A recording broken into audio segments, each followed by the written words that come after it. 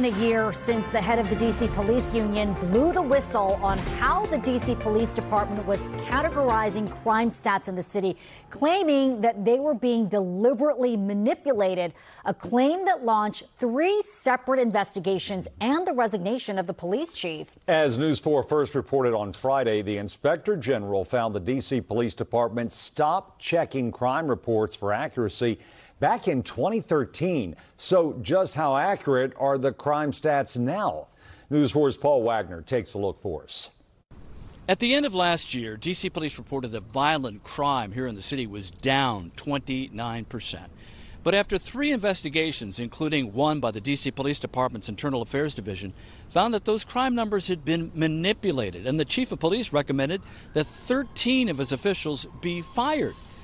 Here in the city today, D.C. police are reporting that violent crime is up. The category that immediately catches your eye is assault with a dangerous weapon. According to D.C. police data, it's up 42% when compared to the same time last year.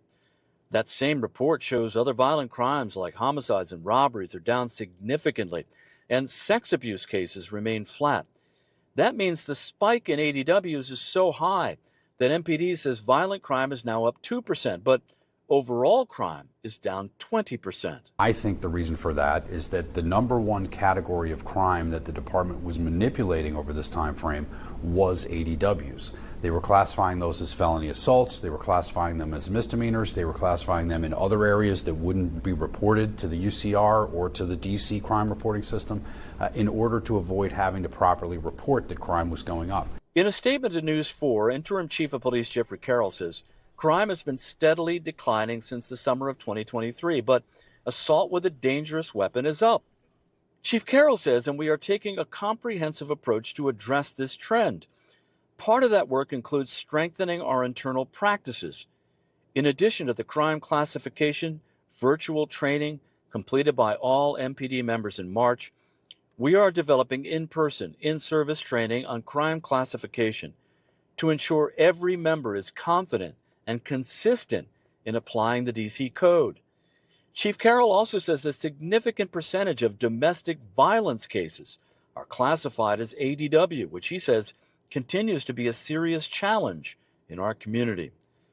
The chief has also established the Office of Data Integrity and Analytics and launched new training classes for officers. There is training, and it has been mandated for all sworn personnel from the chief of police down to the newest recruit that we have to go through this online training to make sure that we're properly classifying reports and that there's no tolerance for misclassifying, underclassifying, or not reporting crimes that we're investigating.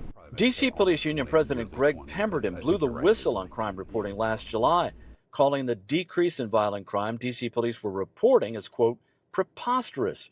Now, 1 year later, Pemberton says he's confident the crime stats are being accurately recorded. And so when we came out with that information back in July of last year, yeah, we wanted people to see that that was incorrect and it was not right and there was corruption afoot. And I'm glad that people got to the bottom of it. I'm glad that the interim chief has decided that that's no longer acceptable. And I'm glad the police department has course corrected and it's taking proper police reports. The Internal Affairs report shows a total of 19 officials on the department were either recommended for termination or discipline at the conclusion of its investigation. In the district, Paul Wagner, News 4.